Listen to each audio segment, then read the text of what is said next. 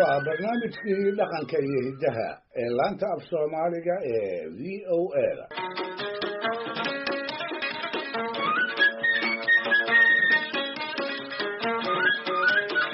dhegaystayaal mar hore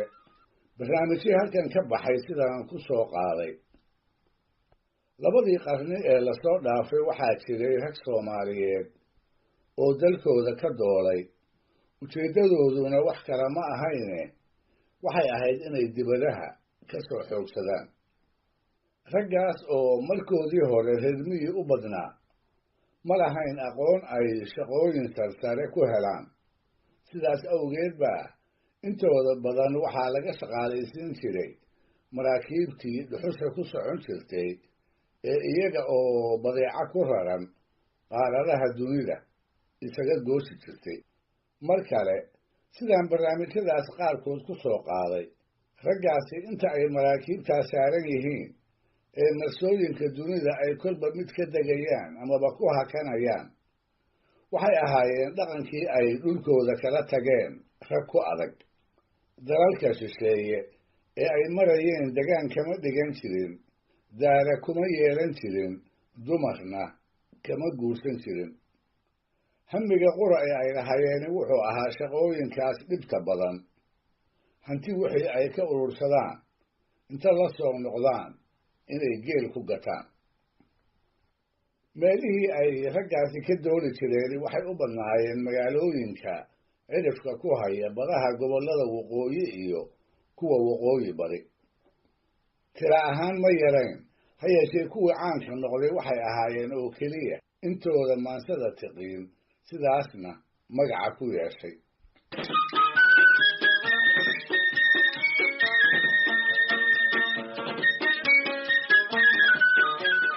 maanta haddaba aan iskiin baro badmareen raggaas ka mid ahaa gabyaana ahaa waxaa la odhan jiray ismaaciil nuur faruur buur sida loo badinayana bartamihii qarnigii 20aad nolol buu ku soo gaaray markii lagu dhudhumiyo gabayada tirada yar ee aanu ka helay wuxuu ahaa gabyaan murtidhaari ah maansayahan halku-dhegyo shiiqsilihii ay maansadiisa ku googo-an yihiin ilaa maantana dadka yaqaani ay hadalkooda ku quruxsadaan kolka maan maansooyinkiisii idinka siiyo aragtidayda tusaalayaal hadalkan idhi markhaati u noqon kara allaha u naxariistee ismaaciil markuu badda u shaqo tagaayey wuxuu ahaa nin reer leh oo xaas iyo carruuri ay miyiga u joogeen sida kuwii la ayniga ahaa muddo markuu baqnaadaba intuu markabka ka soo dego ayuu reerka tegi jiray dhowr toddobaad kolkuu joogana inta ka noqdo ayuu ka shaqo tegi jiray mar haddaba mararkaas ka mid ah oo badda uu ku laabanayay ayuu arkay afadiisii oo u umalsan wuxuu ku arkay caro aan qarsoonaynoo foolkeeda ka muuqata isagana ay u qabto show waa lagu dirayoo dumar baa inta u soo fadhiistay madaxeedii manje u rogay waxay ku yidhaahdeen naahoogtooy ninkani muxuu kuugu filan yahay wuu tagaa oo muddo kadib soo noqdaaye ma intaas baad wax ka dhiganaysaa waa soo xoogsanayaa unbaa laga sheegaaye maxaa waxa uu soo xoogsado adiga kaa soo gaara korkaaga iyo xeradaada wax uu ku soo kordhiyey noogama kaa muuqdaane maa ninka si iska tiraa markaas baa haweenaydii la gala markaas bay u tuuq oran weyday oo kolkuu wax u sheeg maagaba foolka ka dadabta dabadeed markuu inta doocdoociyey in lagu diray ay u caddaatay ayuu aftahannimadiisii micinsaday wuxuu tidhi tix uu ku maslaxaayo moogaan markuu soo noqdo wax walba oo ay jeceshahay tixuu ugu ballanqaadayo ugu dambaystana uu kaga codsanayo inay dul qaadato inta uu soo xoojinayo ee dumarrada kale uu baradheeraysiinayo wuxuu yidhi naag yahay ballani waa intaan beledka joogaaye waxaan sibraarka baraxuugu shubay inaan boqoolaaye barraan socon haddii aan tashiga la igu beenay inay baabuuradan raacayaa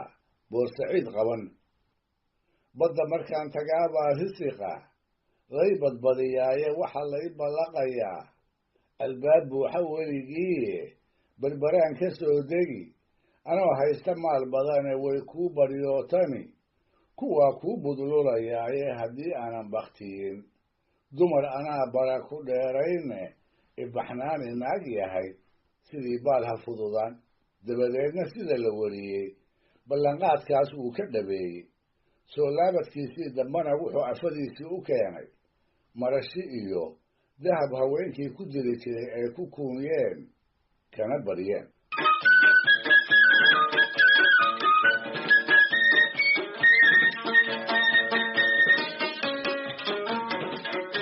maalin haddaba maalmaha ka mida isagoo markaas inta shaqadii uu lahaa dhammaystay dhuxushiina inta shiday halkii lagu sugi jiray ku sugay ayuu ismaaciil nuur dheegga markabkii uu ka shaqaynayey dhinaca dhigay sow wuu daalanaaye hurdo ayuu dheg yidhi riyo aad u macaan ayuu riyooday isaga oo hurdo qar ku jira ayuu raaxaysanayay wuxuu ku riyooday isaga oo miyiga soomaalida jooga isaga oo waran iyo gaashaan ku hubaysan isaga oo geel uu gatay dhex jooga iyada oo roob mahiigaanihii uu arlada maaruqay haddiibana uu dhulku wada cagaartay iyada oo caanuhu weelashii la haystay ay ka bateen isaga oo geedkii shirka doonyaysan oo rag badan la fadhiya isaga oo fiidnimadii afadiisii quruxda badnayd aqal ilaxir dugsoon leh kurahaasaa waaye raaxadaas isaga oo ku jira ayuu malaha agtiisa ka maqlay jaqaf iyo sharqan aanu jeclaysan wuu toosay indhaha ayuu kala qaaday mase dheeggii markabka ayuu dhinac u yaal waagu markuu u bariyey ayuu tiriyey tixuu ku tilmaamayo riyadii macaanayd ee uu dabin ku naalooday iyo ugu dambaysta marka hurdada laga tooso iskeedaba sida aanay riyadu raandhiis u lahayn badmareen kale oo nuur la odhan jiray markabkana ay ka wada shaqayn jireen intuu ku halqabsaday ayuu yidhi nuurow miraaqada adduun meelaan xalay joogay miyigaan u baxay eensartiyo maylimada qaatay maalkaan gatay iyo qaalmahan miibka ka asteeyey mahiigaankii da-ay ee arlada wada madoobeeyey maalkii dhaliyo caanahan laysu miyahaynin macsharkaan salaamay iyo shirkaan maaxay gacanqaadka maqrib dabadi reerkaan tageen maandha ka xishooday iyo marantidii ila fadhiday midab wanaaggeeda maqsinkaan galay iyo elexirkaan marada doonyaystay inkastaba mabsuudoo riyadu ma laha meekhaane miiraabidaydii dambe yaan toosay meel marane markab inaan ku jiro baan arkay iyo mawjad gudaheeda dhegaystayaal barnaamijka dhaqanka iyo hidduhu maanta halkaa ha inoo jooga waa inoo toddobaadka dambe iyo tixo kale oo ismaaciil nuur faruur buur uu lahaa